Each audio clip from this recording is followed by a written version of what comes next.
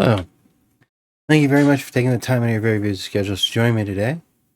I'd like to say thank you to Rumble for being the free speech platform that it is. And I want to take the opportunity to go ahead. We're going to talk about the Anti-Semitism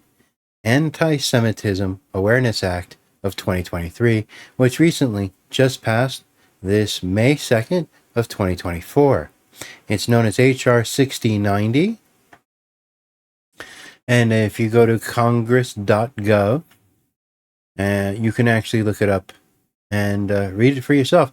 It's really simple. It's very quite interesting. It's an act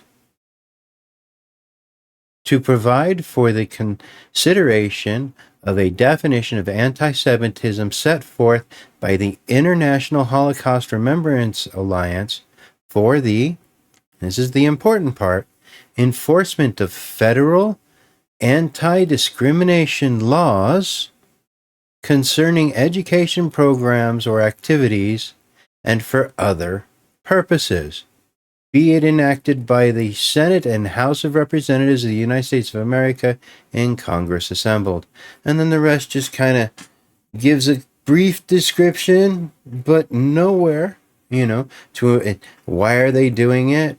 To increase awareness and understanding of anti-Semitism, including its threat to America. And we're going to get into this a little bit real quick, not too deep, because there's some interesting things about this verbiage of this working definition. To improve the safety and security for the Jewish community, the normalization of anti-Semitism and counter anti-Semitism discrimination, and to expand communication and collaboration between the communities. There's one problem.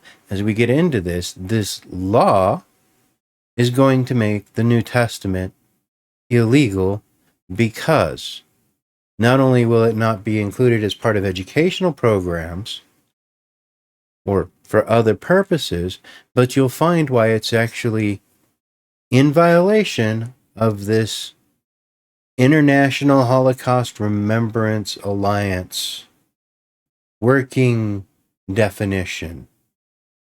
We're going to take a look at that. Come over here. This one here is from the Jewish Telegraphic Agency. The IHRA definition of anti-Semitism and why people are fighting over it explained. And they cover 6 of the 11 points here. All right, 6 of the 11 is, because this is a working, how do they put it, working definition? Yes, working definition, which means it's not actually anything set in stone. It can change as this international organization sees fit, and we're going to adopt into our laws a vague definition of what anti-Semitism is. Now, this also gets me because now it's creating the Jewish people as a privileged and special class because of the protected speech. And again, we're going to get into why there's a huge conflict of this here in a second. Accusing Jews of being more loyal to Israel or to a global Jewish agenda than to their own home countries, denying Jews the right to self-determination, or calling Israel a racist endeavor, colonialization, however you want to pronounce it. So to say that, that Israel shouldn't be there, that's anti-Semitism now.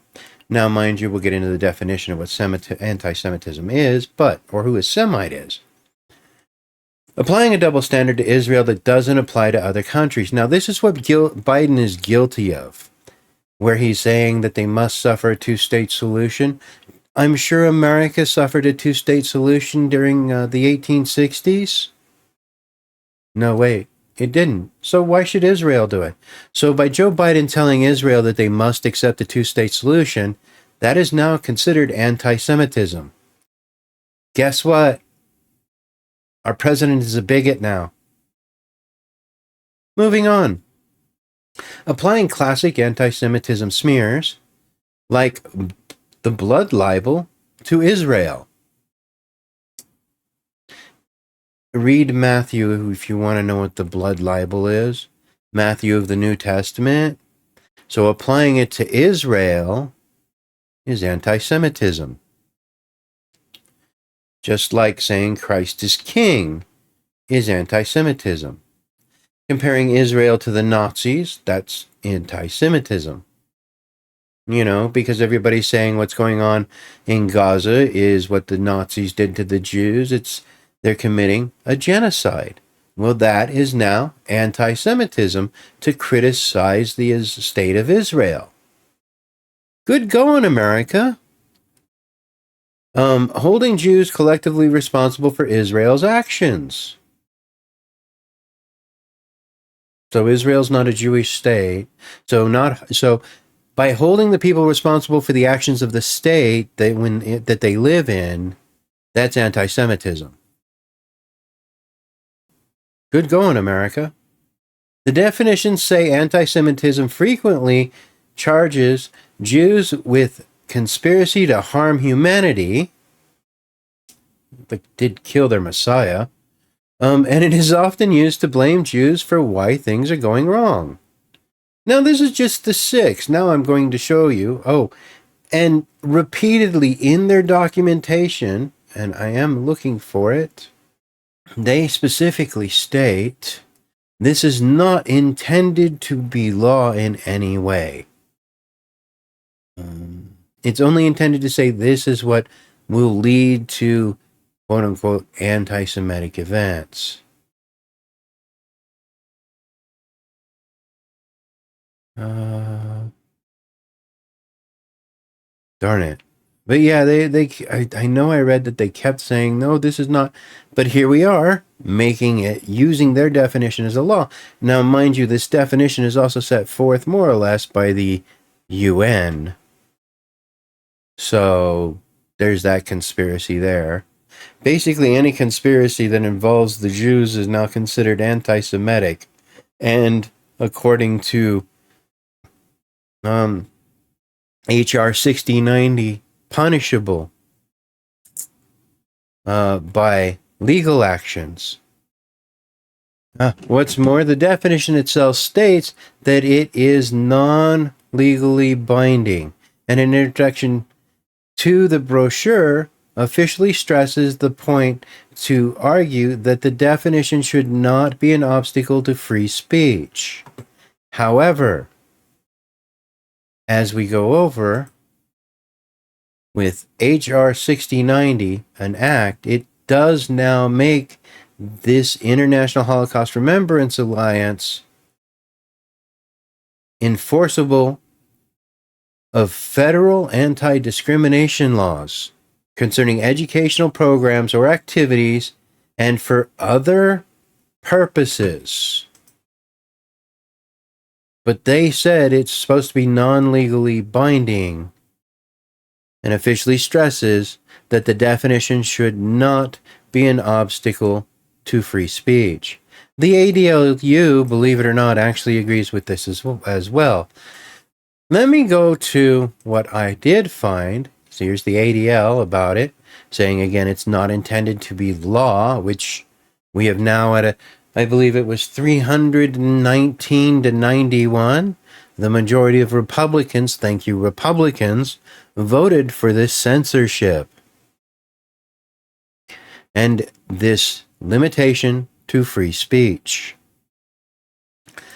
Why am I most concerned as a Christian, saying that now we have actually set up the Jews as a privileged class, but not only that, we have made the New Testament anti-Semitic and considered hate speech. Why? Because part of the full definition, a guide to the IHRA, is in works, and the following examples may serve as illustrations. So again, this is the working definition of anti-Semitism. The working definition, these are the 11 points, calling for aiding or justifying the killing or harming of Jews in the name of a radical ideology or an extreme view of religion.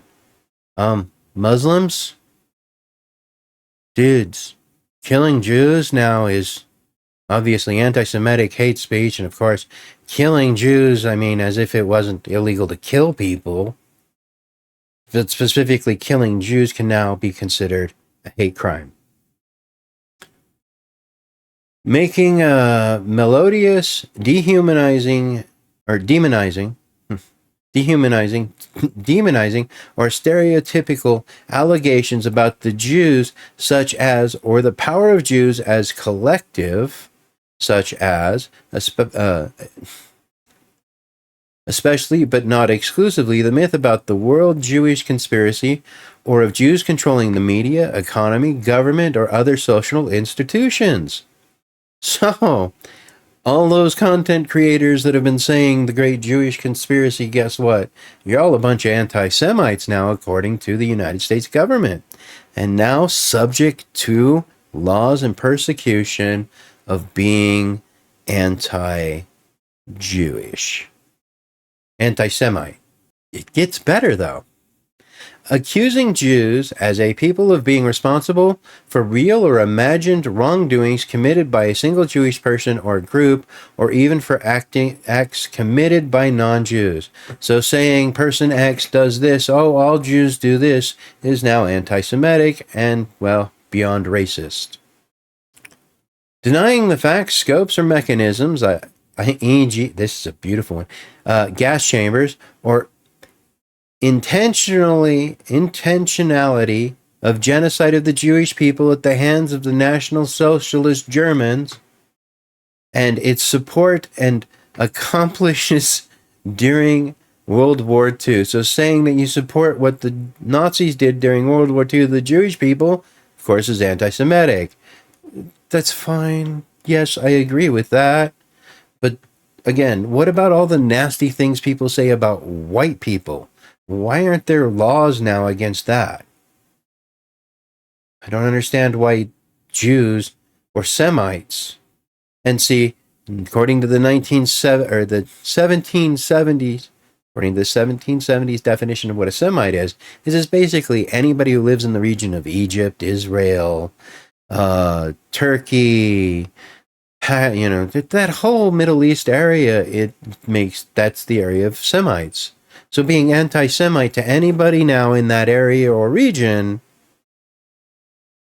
does this make sense? Not really. I mean, but there you go.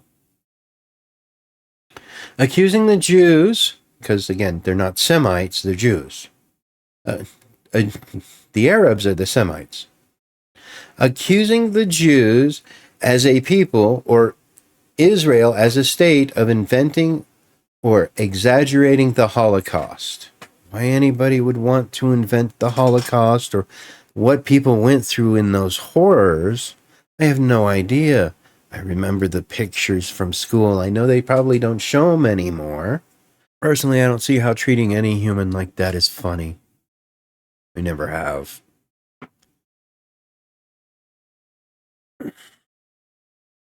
Ah, yes, there it is. Okay. Accusing the Jewish people... Oh, wait, we read that. Accusing Jewish citizens of being more loyal to Israel. Jewish citizens of what? Other nations? Anyways, accusing Jewish citizens of being more loyal to Israel or to the alleged proprietaries of Jews worldwide than to the interests of their own nation. To say that a Jewish leader, like, I don't know, Schumer, would be more interested in protecting the Jewish people of Israel than of protecting, Jewish people worldwide, is anti-Semitic. Or saying that Schumer would rather protect the Jews of Israel as opposed to the Jews here in America because, again, Schumer claims to be Jewish. It's the only reason I'm picking on him. He claims to be Jewish. Now, and to claim, say, Ben Shapiro is more loyal to Israel than he is to America, that is now anti-Semitic. You must accept that Ben Shapiro holds America higher than he does Israel. That's why he goes there every Passover to celebrate Passover in Israel, right? Okay. Not saying it, Just wondering. I'm just asking questions. Much like Tucker Carlson. I'm not accusing. I'm just asking questions. Yeah. Denying Jewish people their right to self-determination, e.g., by claiming that the existence of the state of Israel is racist, colonialism, etc. Oh, they're just colonizers. They're just, this is, like you have a lot of Palestinians saying, that's just a lot of Muslims say this. So, but it's anti-Jew, anti-Semitic to say that, Israel and the Jewish people of Israel are colonizers, or, okay. Personally, I think they won it fair and square from World War II. But that's my personal opinion. Applying double standards by requiring of it a behavior not expected or demanded of other democratic nations. This is when Joe Biden, again, back to the two-state solution, Joe Biden, Schumer, Kamala Harris, y'all keep calling for it. Guess what? Y'all a bunch of anti-Semites. By your own law, you are about to pass. Don't know what to tell you, but you're a bunch of racists. Your own laws determine it. I know, bunch of vagary. It's all vague. It's all, well. And then if these guys change their definition, we automatically change our definition now that we adopted this silly thing as law, even though they say this shouldn't be adopted as law. Go figure. And why do they say this shouldn't be adopted as law? Because not only have you managed to say, killing is bad, which most Muslims, etc. This is it. Using symbols or images associated with classic anti-Semitism, claiming of Jews killing Jesus, or blood libel. So classic anti-Semitism is claiming the Jews killed Jesus. And I'm sorry, but if you read Matthew, Pontius Pilate washed his hand. The Romans washed their hands of it because the Pharisees decided to encourage the Jewish people when they were asked that Jesus should be crucified and the murderer should be set free in total lawlessness. That's anti-Semitic to say the Jews killed their own Messiah. It now makes the New Testament hate speech, according to American law. If this passes the Senate, and if Joe Biden signs it, the New Testament is now hate speech in America.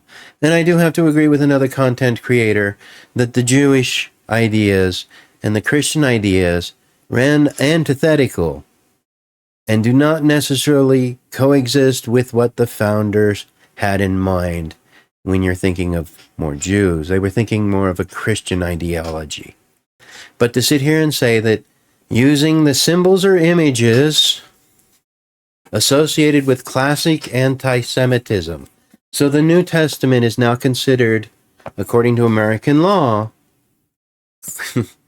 claims of the Jews killing Jesus or blood libel, because Matthew even states that the Jewish people are now blood libel for killing and crucifying Jesus.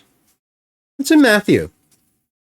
Was it somewhere between 22 or 20 or somewhere between 16 and 22 of Matthew.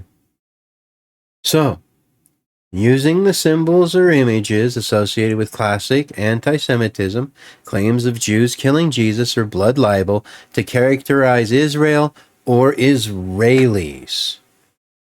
That is anti-Semitism. The New Testament is now illegal in the United States, people. I would be a little concerned. Drawing comparisons of contemporary Israeli policy to that of the Nazis. We're claiming the extermination of everybody in Gaza.